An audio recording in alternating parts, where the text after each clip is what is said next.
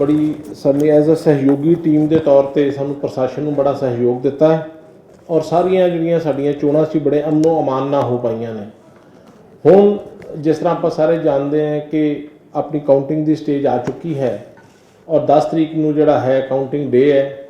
अज साडी जिहड़ियां सारियां तैयारियां वगैरह ड्राई रन जिहड़ा हो रहा हैगा उहदे लई साडे सारे आरओ साहबान अपने अपने काउंटिंग हॉलों चों ड्राई रन करके देख रहे हैं कि किस तरीके दे नाल ये सारियां रिपोर्टिंग होनी है और उहदी लीज लाइन कनैक्टिविटी हर पहलू तो उन्होंने चैक किया जा रहा हैगा।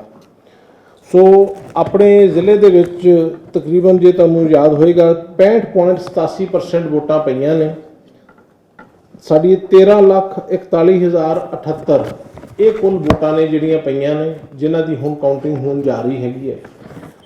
कुल 11 हलके ने अपने जिथे जिथे काउंटिंग होनी हैगी है।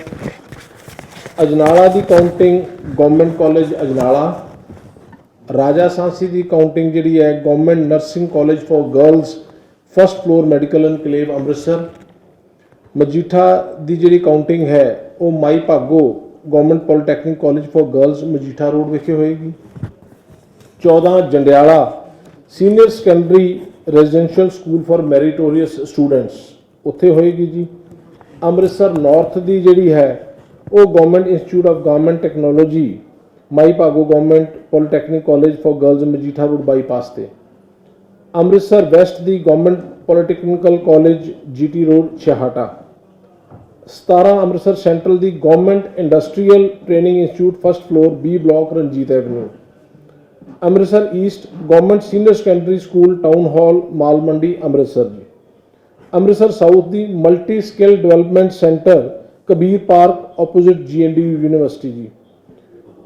अटारी Khalsa college senior secondary school boys Amritsar और बाबा बकाला की जिहड़ी है ये बाबा बकाला विखे श्री माता गंगा कन्या सीनियर सैकेंडरी स्कूल बाबा बकाला ये काउंटिंग साडी उत्थे होएगी।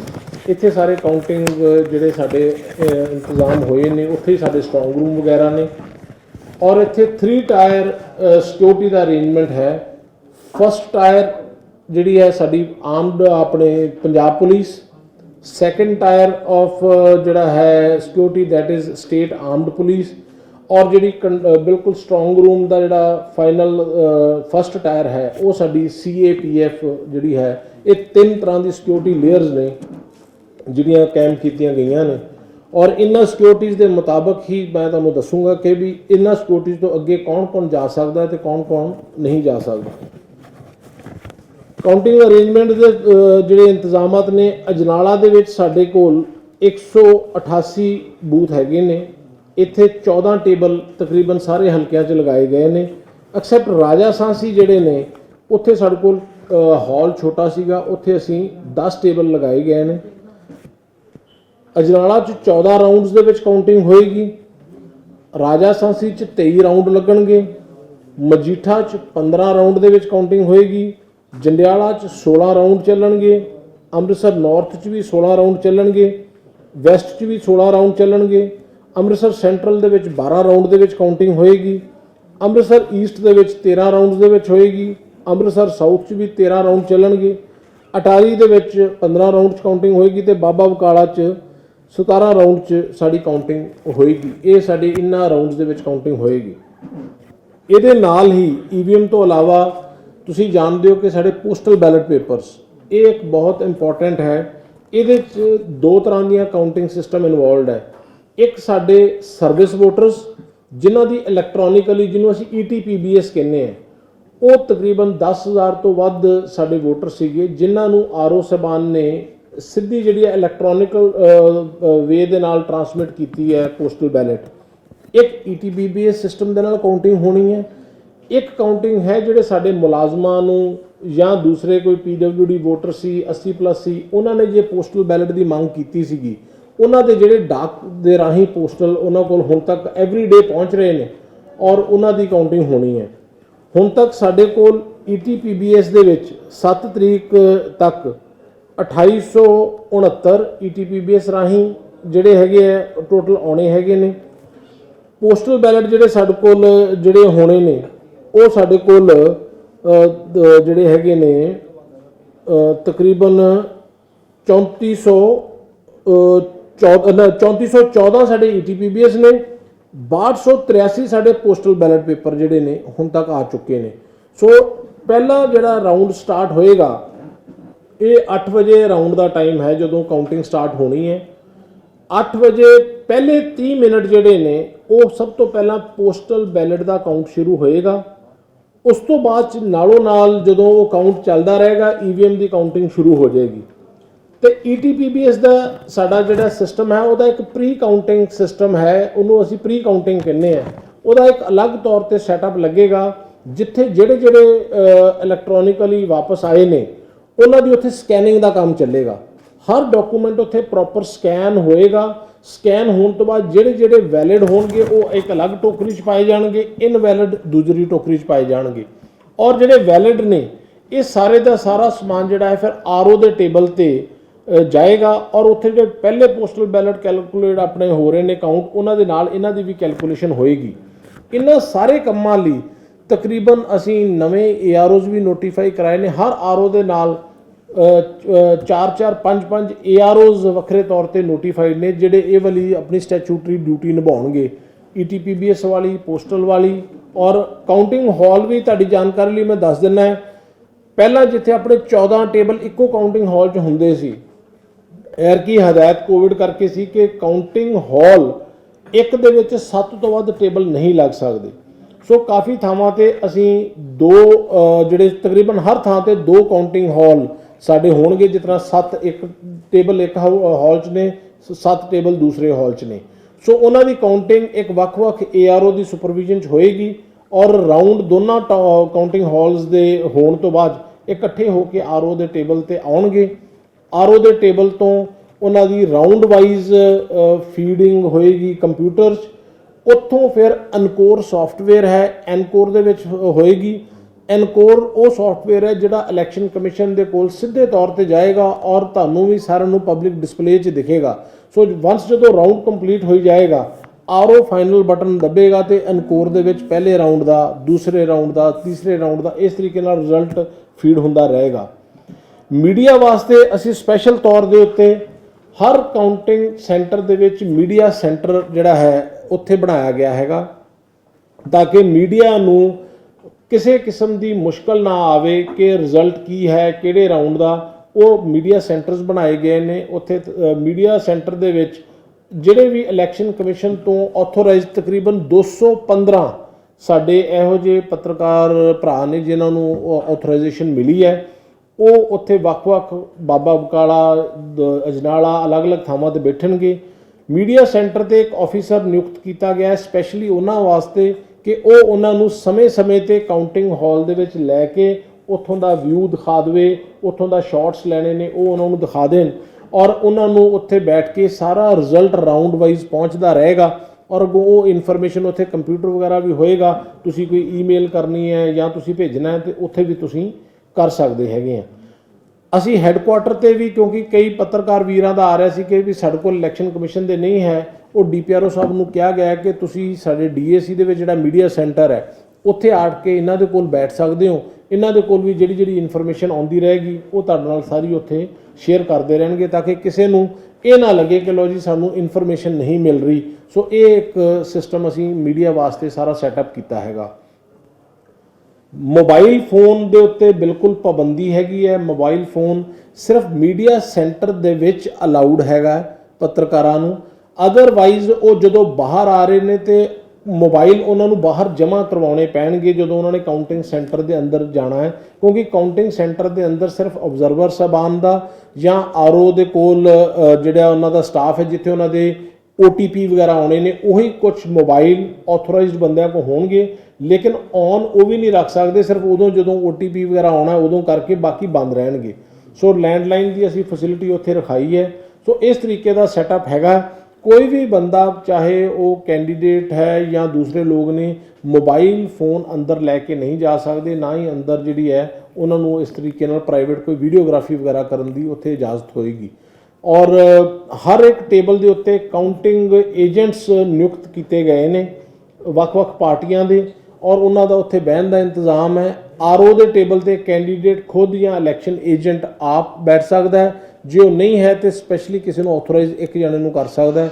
ਔਰ ਹਰ ਟੇਬਲ ਦੇ ਉੱਤੇ ਸਾਡੇ ਜਿਹੜੇ ਹੈ ਕਾਊਂਟਿੰਗ ਏਜੰਟਸ ਨੂੰ ਬਕਾਇਦਾ ID ਕਾਰਡਸ ਵਗੈਰਾ ਦੇ ਕੇ ਉਹਨਾਂ ਦੀ ਆਰਡਰ ਦੇ ਹਿਸਾਬ ਨਾਲ ਕਿ ਸਭ ਤੋਂ ਪਹਿਲਾਂ ਨੈਸ਼ਨਲ ਔਰ ਸਟੇਟ ਦੀਆਂ ਜਿਹੜੀਆਂ ਰਜਿਸਟਰਡ ਰੈਕੋਗਨਾਈਜ਼ ਪਾਰਟੀਆਂ ਨੇ ਪਹਿਲਾ ਚੇਅਰ ਉਹਨਾਂ ਨੂੰ ਫਸਟ ਦਿੱਤੀ ਜਾਏਗੀ ਰੋ ਦੇ ਵਿੱਚ।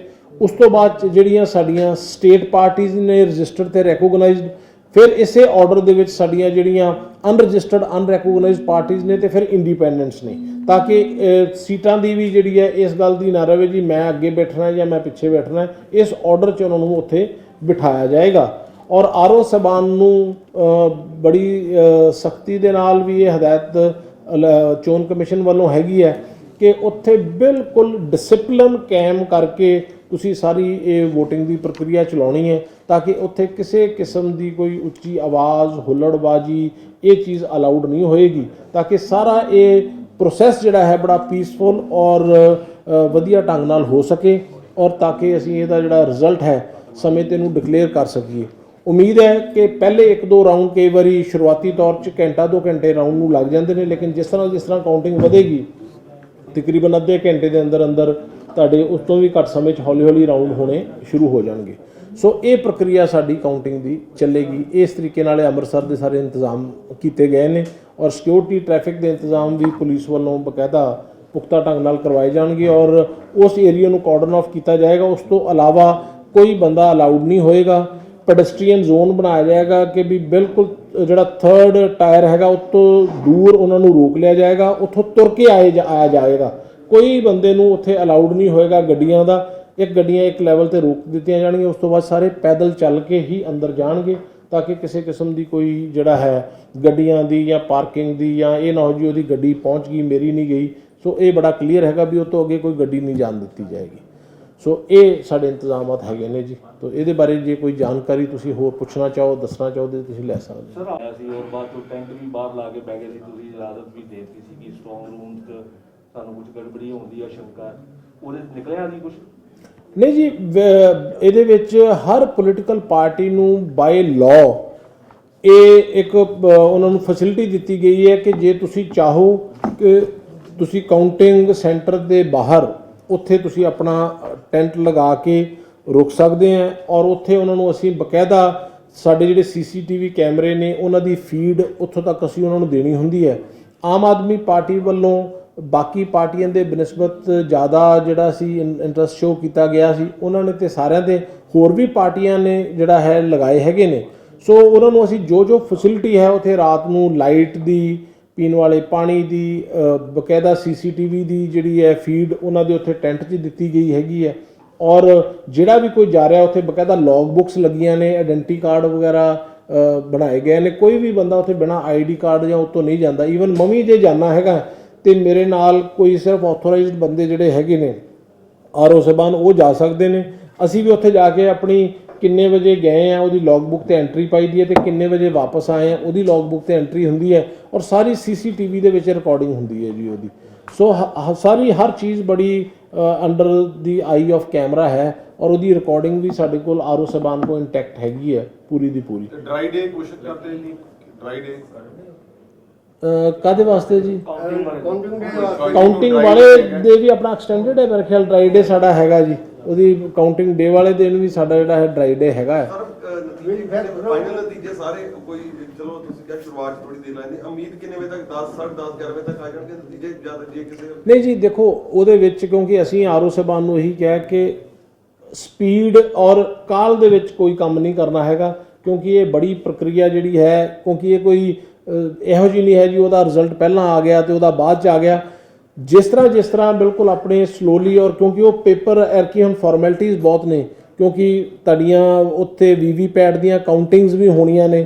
ਅਲੱਗ 5 VVPAT ਜਿਹੜੇ ਨੇ ਉੱਥੇ ਮੌਕੇ ਦੇ ਉੱਤੇ ਪਰਚੀਆਂ ਪਾ ਕੇ ਚੁਣੇ ਜਾਣੇ ਨੇ, ਔਰ ਉਹਨਾਂ ਦੀਆਂ ਬਾਅਦ 'ਚ ਤਾਂ ਕਿ VVPAT ਦੀ ਔਰ ਉਹਦੀ ਕੰਟਰੋਲ ਯੂਨਿਟ ਦੀਆਂ ਪਰਚੀਆਂ ਉਹਦਾ ਵੀ ਮਿਲਾਨ ਹੋਣਾ ਹੈ, ਔਰ ਉਹ 5 ਇਸ ਤਰੀਕੇ ਦੇ ਪੋਲਿੰਗ ਸਟੇਸ਼ਨ ਪਰ ਅਸੈਂਬਲੀ ਚੁਣੇ ਜਾਣੇ ਨੇ। ਔਰ ਉਹ VOTING ਪ੍ਰਕਿਰਿਆ ਜਦੋਂ ਸਾਰੀ ਕਾਊਂਟਿੰਗ ਹੋ ਜਾਣੀ ਹੈ ਉਸ ਤੋਂ ਬਾਅਦ 'ਚ ਉਹ ਵੀ ਹੋਣੀ ਹੈ। ਸੋ ਕਈ ਇਹੋ ਜਿਹੀਆਂ ਚੀਜ਼ਾਂ ਹੁਣ ਹੋਣੀਆਂ ਨੇ ਜਿਨ੍ਹਾਂ ਦੇ ਵਿੱਚ ਟਾਈਮ ਲੱਗ ਜਾਂਦਾ ਹੈਗਾ। ਸੋ ਇਸ ਕਰਕੇ ਇਹਦੇ 'ਤੇ ਟਾਈਮ ਤੇ ਜ਼ਰੂਰ ਲੱਗੇਗਾ। ਫਾਈਨਲ ਰਿਹਰਸਲ ਸਰ ਕੱਲ ਰੱਖੀ ਹੈ? ਸਾਡੀ ਫਾਈਨਲ ਰਿਹਰਸਲ ਸਾਡੀ 9 ਨੂੰ ਹੈਗੀ ਹੈ ਜੀ। 9 ਨੂੰ ਸਾਡੀਆਂ ਸਾਰੀਆਂ ਕੱਲ ਸਵੇਰੇ ਪਹਿਲਾਂ ਅਸੀਂ ਰੈਂਡਮਾਈਜੇਸ਼ਨ ਕਰਨੀ ਹੈ ਸਵੇਰੇ 8 ਵਜੇ। ਉੱਥੇ ਅਸੀਂ ਸਾਰਿਆਂ ਨੂੰ ਅਸੈਂਬਲੀ ਅਲਾਟ ਕਰ ਦਿਆਂਗੇ, ਕਾਊਂਟਿੰਗ ਟੀਮਾਂ ਨੂੰ ਵੀ ਕਿੱਥੇ ਕਿੱਥੇ ਉਹਨਾਂ ਨੇ ਜਾਣਾ ਹੈ, ਔਰ ਉੱਥੇ ਜਾ ਕੇ ਉਹਨਾਂ ਨੂੰ ਆਰਡਰ ਦਿੱਤਾ ਜਾਏਗਾ। ਤੇ ਉਹ ਅਜੇ ਇਸ ਵੇਲੇ ਕਿਸੇ ਨੂੰ ਕੋਈ ਪਤਾ ਨਹੀਂ ਹੈ, ਕੋਈ ਨਾਰਥ 'ਚ ਟ੍ਰੇਨਿੰਗ ਲੈ ਰਿਹਾ ਹੈ, ਕੋਈ ਸਾਊਥ। ਕੱਲ ਸਵੇਰੇ ਉਹਨਾਂ ਨੂੰ ਪਤਾ ਲੱਗ ਜਾਏਗਾ ਵੀ ਮੈਂ ਬਾਬੇ ਬਕਾਲੇ ਜਾ ਰਿਹਾ ਜਾਂ ਅਜਨਾਲੇ ਜਾ ਰਿਹਾ, ਤੇ ਅਗਲੇ ਦਿਨ ਸਵੇਰੇ ਫਿਰ ਦੁਬਾਰਾ ਵੀ ਕਿਹੜੇ ਟੇਬਲ ਤੇ ਉਹਨਾਂ ਨੇ ਬੈਠਣਾ ਉਹਨਾਂ ਨੂੰ ਇਹਦੇ ਬਾਰੇ ਪਤਾ ਨਹੀਂ ਹੋਏਗਾ। ਉਹ ਅਬਜ਼ਰਵਰ ਸਾਹਿਬ ਦੀ ਹਾਜ਼ਰੀ 'ਚ ਆਰਓ ਸਾਹਿਬਾਨ ਜਿਹੜੇ ਨੇ ਮੌਕੇ ਤੇ ਡਿਸਾਈਡ ਕਰਨਗੇ ਕਿ ਇਹਨਾਂ ਦੇ ਚੋਂ ਕਿਹੜੇ ਬੰਦੇ ਦੀ ਕਿਹੜੇ ਟੇਬਲ ਤੇ ਹੈ, ਤਾਂ ਕਿ ਲਾਸਟ ਮਿੰਟ ਤੱਕ ਕਿਸੇ ਨੂੰ ਇਹ ਨਾ ਪਤਾ ਹੋਵੇ ਵੀ ਮੈਂ ਕਿਹੜੇ ਟੇਬਲ ਤੇ ਕਾਊਂਟਿੰਗ ਕਰ ਰਿਹਾ।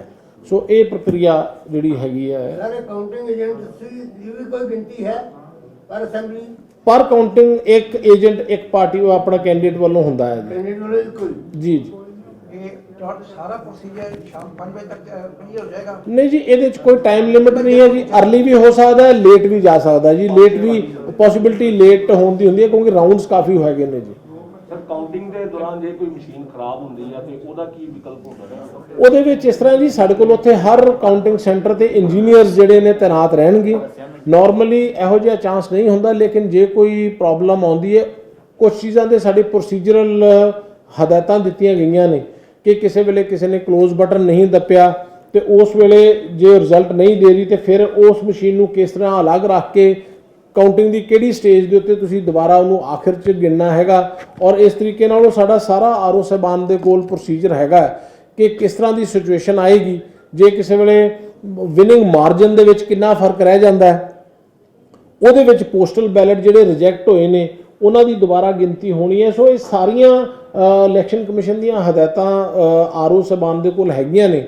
ਜਿਸ ਤਰ੍ਹਾਂ ਦੀ ਸਿਚੁਏਸ਼ਨ ਬਣੇਗੀ ਉਸ ਸਿਚੁਏਸ਼ਨ ਦੇ ਮੁਤਾਬਕ ਉਹਨਾਂ ਹਦਾਇਤਾਂ ਦੀ ਜਿਹੜੀ ਹੈ ਦੇਖਦੇ ਹੋਏ ਇਹ ਸਾਰੀ ਕਾਰਵਾਈ ਕਰਵਾਈ ਜਾਏਗੀ ਮੌਕੇ ਤੇ। ਸਰ ਅੰਦਰ ਮੋਬਾਈਲਸ ਤੁਸੀਂ ਕਿਹਾ ਜੀ ਨਹੀਂ ਜਾਣੇ, ਕੈਮਰਾਸ ਜਿਹੜੇ ਹੈਗੇ ਨੇ ਉਹ ਜਾ ਸਕਦੇ ਨੇ? ਕੋਈ ਕੈਮਰਾ ਨਹੀਂ ਜਾਏਗਾ ਜੀ। ਸਿਰਫ ਸਾਡੇ ਜਿਹੜੇ ਆਥੋਰਾਈਜ਼ਡ ਕਮਿਸ਼ਨ ਦੇ ਮੀਡੀਆ ਪਰਸਨਸ ਨੇ ਉਹਨਾਂ ਨੂੰ ਸਾਡਾ ਨੋਡਲ ਆਫੀਸਰ ਇੱਕ ਵਾਰੀ ਕਰਕੇ ਉੱਥੇ ਇੱਕ ਸਪੌਟ ਬਣਾ ਲੈਣਗੇ, ਉੱਥੋਂ ਤੱਕ ਉਹ ਉਹਨਾਂ ਨੂੰ ਅਲਾਉਡ ਹੋਏਗਾ।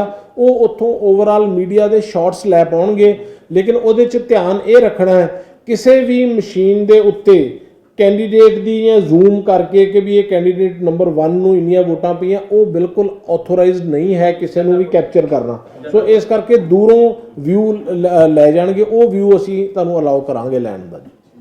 Sir still that will be still or that will be in movie shape or ਤੁਸੀਂ ਜਿਸ ਤਰ੍ਹਾਂ ਮਰਜ਼ੀ ਠੀਕ ਸਮਝੋ ਤੁਸੀਂ ਲੈ ਸਕਦੇ ਹੋ ਜੀ। ਸਰ ਲਾਸਟ ਟਾਈਮ ਉਹ ਐਪ ਬੜਾ ਵਧੀਆ ਸੀ, ਨਾਲੋਂ ਨਾਲ ਸਾਨੂੰ ਫੀਡਬੈਕ ਆਉਂਦੀ ਰਹੀ। ਉਹ ਐਰਕੇ ਵੀ ਉਹੀ ਐਪ ਐਨਕੋਰ ਜਿਹੜਾ ਮੈਂ ਕਹਿ ਰਿਹਾ ਨਾ ਜੀ ਸਿਸਟਮ, ਉਹ ਈਵਨ ਇਲੈਕਸ਼ਨ ਕਮਿਸ਼ਨ ਤੱਕ ਜਿਹੜਾ ਮੀਡੀਆ ਨੂੰ ਜਾਣਾ ਉਹਦੇ ਤੱਕ ਤੁਹਾਡੇ ਕੋਲ ਜਾਈ ਜਾਣਾ, ਤੁਹਾਨੂੰ ਸਾਰੇ ਟ੍ਰੈਂਡਸ ਉਹ ਤੋਂ ਪਤਾ ਲੱਗਦੇ ਰਹਿਣਗੇ ਜੀ। ਸਰ ਤੁਸੀਂ ਵਰਬਲੀ ਜਾਣਕਾਰੀ ਦਿੱਤੀ ਹੈ ਕਿੰਨੇ ਰਾਉਂਡਸ ਹੋਣੇ ਨੇ, ਉਹਦੀ ਕੋਈ ਲਿਖਤੀ ਜਾਣਕਾਰੀ ਦੇ ਦਿਓ ਮੀਡੀਆ? ਪ੍ਰੈਸ ਨੋਟ ਤੁਹਾਨੂੰ ਭੇਜ ਦਿਆਂਗੇ, ਉਹਦੇ ਵਿੱਚ ਮਿਲ ਜਾਏਗੀ ਜੀ ਸਾਰੀ। ਵੈਸੇ ਸਾਰੇ ਇੱਕ ਬੂਥ ਅਜਿਹਾ ਵੀ ਸੀਗਾ ਜਿੱਥੇ ਕੋਈ ਵੋਟ, ਕਿੰਨੇ ਬੂਥ ਅਜਿਹੇ ਜਿੱਥੇ ਕੋਈ ਵੋਟ ਵੀ ਨਹੀਂ ਪਈ, ਕੋਈ ਇਸ ਤਰ੍ਹਾਂ ਦੇ ਵੀ ਬੂਥ ਸੀਗੇ?